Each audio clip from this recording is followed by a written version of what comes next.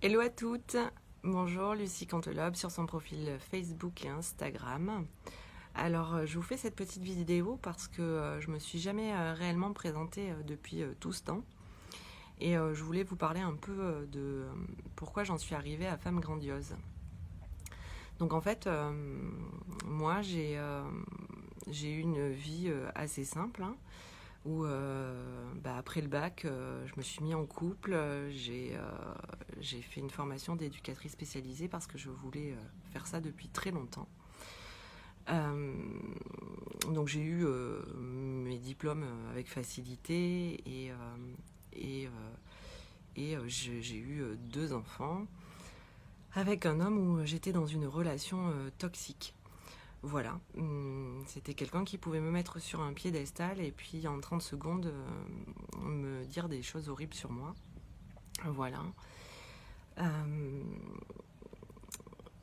donc ça a été la première partie de ma vie, en tout cas celle de 20 à 30 ans. Je me suis occupée d'enfants qui ont été abusés par leur famille, abusés par des gens autour d'eux. J'ai travaillé en foyer de l'enfance et j'ai tout appris sur le terrain. J'ai rencontré des gens extraordinaires et très vite je me suis pas retrouvée réellement dans ce métier-là. Alors il y a un fond que j'aime beaucoup, hein, c'est l'accompagnement des enfants parce que eux quand ils ont des choses à dire, ils passent pas par quatre chemins et puis ils parlent souvent avec leur âme et ça c'est fun. Donc voilà pour la petite histoire. Et à 30 ans, une fois que j'ai eu mes deux enfants, donc mon petit était, mon dernier était tout petit. Ça faisait quelques années où je me retrouvais plus du tout dans la relation avec mon ex-mari et j'ai décidé de le quitter. Alors j'ai pas fait ça seule, hein, j'ai été accompagnée par deux femmes qui m'ont coachée pendant cette prise de décision et puis tout l'accompagnement matériel autour, hein, c'est-à-dire voilà, il fallait que je mette des choses en place. Et à ce moment-là, moi je voulais aller vivre à l'océan et c'était quelque chose que en fait je suivais à ce moment-là mon cœur et pas forcément ma tête, parce que si j'avais suivi ma tête à ce moment-là, tout me disait qu'il fallait que je reste là où j'étais parce que j'avais un travail, j'avais mes amis, je m'étais construit une vie bien confortable, on va dire. Mais cette envie d'aller vivre à l'océan était bien plus forte que ma petite personne, et du coup, c'est ce que j'ai fait. Donc, je l'ai quitté sans savoir où j'allais aller. Euh, C'est-à-dire, dans un premier temps, j'ai pris un meublé, et puis très rapidement, j'ai trouvé un appartement où j'ai pu m'installer avec mes deux enfants. Sauf que cet appartement-là, moi j'étais jamais habituée à vivre en appartement et ça me convenait pas. Donc il a fallu après, par la suite, trouver un logement. Et si vous voulez, à l'époque, à chaque fois que je vivais des choses comme ça, où mon cœur me disait, il faut divorcer, enfin j'ai besoin, là il faut que je prenne l'air, que je divorce, il faut que j'aille vivre à l'océan, etc. À chaque fois, mon entourage pouvait me dire, par exemple, je vais vous donner un exemple concret. Quand quelques mois avant que j'annonce à ma famille que je divorçais, à table, quelqu'un m'a dit, nous dans la famille Cantelobe, on divorce pas. Voilà. Et en fait, c'est pour vous dire à quel point finalement les gens autour de vous peuvent venir comme ça bloquer vos décisions de cœur, parce que avec des petites phrases qui ont beaucoup de signification pour celui qui l'entend, peut-être pas pour celui qui le dit, mais en tout cas pour celui qui l'entend. Donc ça, c'était un exemple, et il y en avait un autre, c'est quand j'ai voulu quitter mon appartement et aller vivre en maison. En fait, à ce moment-là, je travaillais à mi-temps parce que, ça je vous en parlerai après, mais à ce moment-là, je travaillais à mi-temps et du coup, j'avais pas 3 fois le salaire pour une maison. Et tout le monde me disait, mais tu trouveras jamais, c'est impossible, etc. Et finalement, je suis tombée sur la bonne personne pour moi, le bon propriétaire pour moi, qui m'a fait confiance et qui finalement a signé le bail avec moi. Donc ça, c'était fabuleux. C'est finalement la magie s'installe dans nos vies quand c'est juste pour nous, et même quand la société ou les gens autour de nous nous disent que c'est impossible. Et voilà, et vraiment j'avais à cœur de vous partager ce message-là parce que finalement, plus je vieillis, plus je me rends compte que finalement tout est possible et que ce que l'on croit impossible, c'est seulement les blocages et les limitations, nos peurs qui nous empêchent de passer, à l'action. À l'action ou de croire finalement en nos rêves.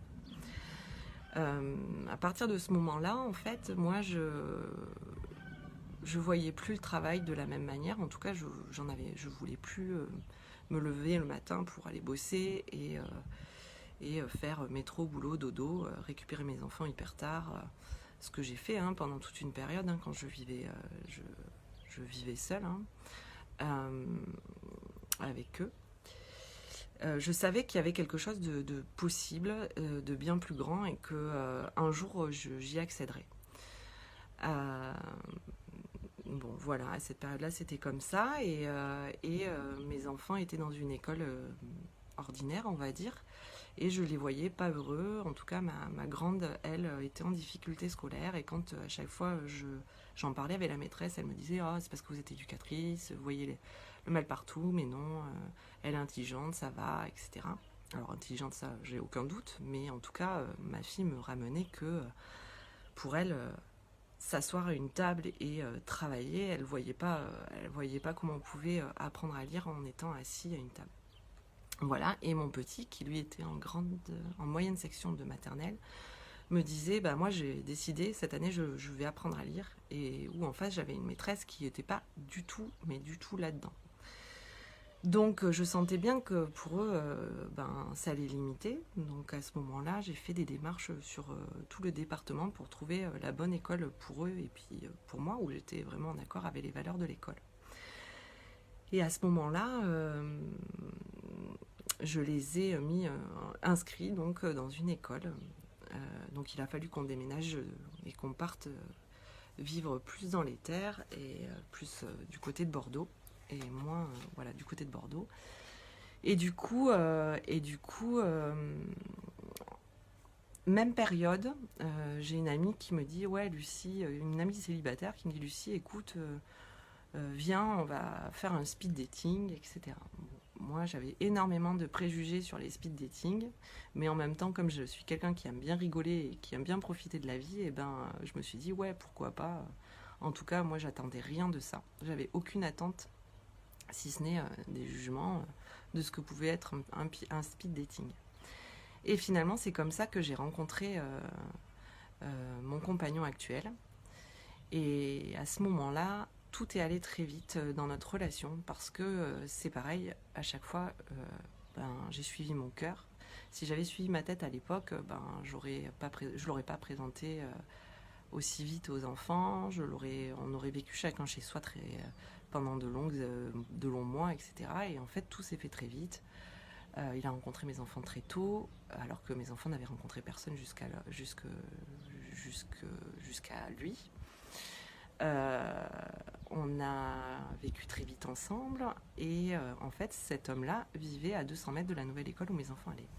Ce que je n'étais pas au courant quand je l'ai rencontré. Donc, c'est là où je veux en venir, c'est-à-dire que finalement, l'univers vous met les bonnes personnes sur votre chemin pour finalement vous faciliter les choses et vous faire grandir. Et du coup, en fait, là, tout s'est enchaîné. On a vécu ensemble très vite. On a acheté une maison et puis on a eu Isia dans les travaux, et donc notre dernière. Dans les travaux et voilà, et pour dire qu'aujourd'hui je regrette pas tous ces choix parce que je suis tellement heureuse de tout ça. Pour en revenir au plan professionnel, c'est pareil. Ce que je voulais vous dire, c'est que moi j'ai attendu de sortir de l'éducation spécialisée, en tout cas du salariat, en août-septembre l'année dernière. Parce qu'il y a eu l'obligation vaccinale et que moi j'étais contre, je voulais pas me faire vacciner et que je pense que si on nous avait laissé le choix à tous, les choses auraient été bien plus apaisées et plus en adéquation avec chacun de nous. Donc, mais ça m'a, enfin en tout cas la vaccination obligatoire m'a fait prendre la décision de quitter mon job. Donc en fait, je mettais finalement en difficulté la vie bien, comment dire, la petite cage dorée qu'on s'était bien construite et finalement je mettais finalement en danger un peu tout le monde. Mais comme l'univers est toujours là et qui nous met toujours de bonnes personnes sur notre route, très rapidement j'ai pu rebondir. C'est de là où j'ai créé aussi Femmes Grandioses et où il y a eu finalement deux pans dans Femmes Grandioses. Un pan où je m'occupe d'enfants en tant qu'éducatrice libérale, d'enfants qui ont des gros troubles, un gros handicap, on va dire ça comme ça. Et mais ce métier-là, je l'aime, mais je veux pas en faire mon job principal. En tout cas, c'est tellement énergivore, on va dire, que je ne veux pas dépasser les 14-15 heures par semaine, parce que je sais qu'au niveau de ma vibration, je tiendrai pas. Donc c'est en ça où finalement j'ai appris à m'écouter et à savoir que pour moi ça suffisait ce temps-là. Et ce que je voulais vous dire par là, c'est que à partir de ce jour-là où j'ai créé mon entreprise, j'ai toujours dit que c'était fini de me lever à 8h le matin, ou enfin 7h ou 6h le matin pour aller bosser, parce que moi je faisais des fois, je commençais à 6h le matin et je finissais à 23h le soir. Et du coup j'ai décidé réellement que je ne mettrais plus mon réveil le matin, si ce n'est que lorsque je l'avais choisi.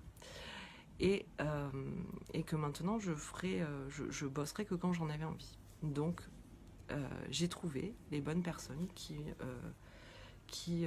m'ont demandé de bosser par exemple les mercredis ou de bosser un peu plus tôt le matin, et où j'ai toujours été dans non, c'est pas juste pour moi, donc je me respecte et je dis aux personnes finalement ma vérité. Et en fait c'est toujours hyper bien accueilli à partir du moment où on est dans son axe, où on est dans son, comment dire, comment on appelle ça, dans son alignement. Et depuis, en fait, je me rends compte de tout ce qui est possible de mettre en place dans nos vies pour être à l'écoute de ce qui est juste pour nous. Voilà. Et depuis environ un an, j'accompagne des femmes à retrouver cette liberté en fait, celle de s'écouter, d'oser dire qui elles sont, parce qu'on a tout un message à passer. Et en tout cas, moi, mon message, c'est celui-là. J'ai longtemps vécu dans la lutte, le combat. Je pensais que pour avoir les choses, il fallait se battre, il fallait travailler dur, parce que mes parents se sont battus pour avoir ce qu'ils ont eu. Ils ont énormément travaillé. Puis la valeur travail dans ma famille était quelque chose d'extrêmement présent, on va dire. Et je sais qu'il y a d'autres choses de possibles, et que ça fait plus du tout partie finalement de mon quotidien, parce que je ne veux plus ça. Voilà, donc ça c'était mon premier message par rapport à ça. Donc à l'heure d'aujourd'hui, comme je vous disais, je propose des coachings et pour les femmes, un mastermind aussi, un groupe de femmes où on se retrouve chaque semaine pour discuter de ce qui est important dans nos vies, et puis aussi pour voir ce qui est possible de mettre en place en alignement avec la nouvelle personne que l'on est. Et je pense que sincèrement mon message, il peut servir à d'autres femmes, notamment j'en ai une là dans mon entourage qui elle n'est plus du tout alignée avec son travail. Elle veut plus ça, elle veut aller vivre à la campagne, elle veut plus avoir de loyer, de crédit à payer, de maison, de choses comme ça, et elle veut vivre en autonomie, faire l'école à la maison pour ses enfants, et puis arrêter de travailler de 8h le matin jusqu'à tard le soir. Et cette femme me disait qu'elle ne voyait pas comment c'était possible pour elle. Et là où je veux en venir, c'est que moi aussi j'ai attendu que finalement la vaccination soit obligatoire sans m'en rendre compte, mais que finalement c'était la société qui où il a fallu que je fasse vraiment un choix en me disant bah non, moi je veux pas ça, je veux plus ça. Mais si j'avais fait ce choix-là avant, en me faisant réellement confiance, en me disant que c'était possible pour moi et que j'étais capable de traverser ça, eh bien j'aurais pu créer mon entreprise bien plus tôt et avec bien plus de conviction que, que ce qui a été. Voilà, en fait, c'est mon message du jour. Alors, ça parlera pas à tout le monde parce qu'il y a des femmes qui sont très bien comme ça et qui ça leur va et c'est ok, et pas de souci. En tout cas, moi, je parle à toutes ces femmes qui ont envie finalement de retrouver la liberté, que ce soit dans leur couple, que ce soit dans leur business, que ce soit dans leur activité salariée, que ce soit d'avoir plus de temps pour elles ou plein d'autres choses. En tout cas, le message que j'avais envie de vous faire passer, c'est que quand il y a des rêves qui sont là, mais qui ne sont pas encore réalisés, eh bien, si on est capable de les rêver, on est capable de les créer. Voilà, parce que finalement, moi, toutes ces années, je me suis rendu compte que à chaque fois que j'avais suivi mon cœur, à chaque fois que j'avais suivi finalement ce qui était juste pour moi, eh bien, j'ai créé bien plus d'espace dans ma vie, bien plus de joie, bien plus d'amour dans ma vie. Et, et pour rien au monde, je tairai mon message. Parce que je pense sincèrement qu'il y a tellement de femmes qui ont besoin d'entendre ça et qu'elles sont capables de créer ça. Et encore, je suis sur mon chemin, c'est-à-dire que j'en suis pas encore là où je voudrais en être. Et je pense sincèrement que la vie, c'est ça, c'est une évolution permanente tout au long de notre vie et où finalement on rêve et on crée nos désirs et puis on va aller libérer et débloquer tout ce qui a besoin d'être débloqué, notamment les jugements, les peurs, les angoisses, qu'est-ce qu'il y a d'autre, aussi savoir se diriger dans ses émotions. Voilà, bah écoutez, j'avais vraiment envie de vous partager ça, j'espère que ça vous parlera. Si vous avez envie de mettre un petit message en dessous, c'est avec plaisir que je vous lirai. Je vous embrasse et je vous souhaite une belle journée ensoleillée. Bye bye.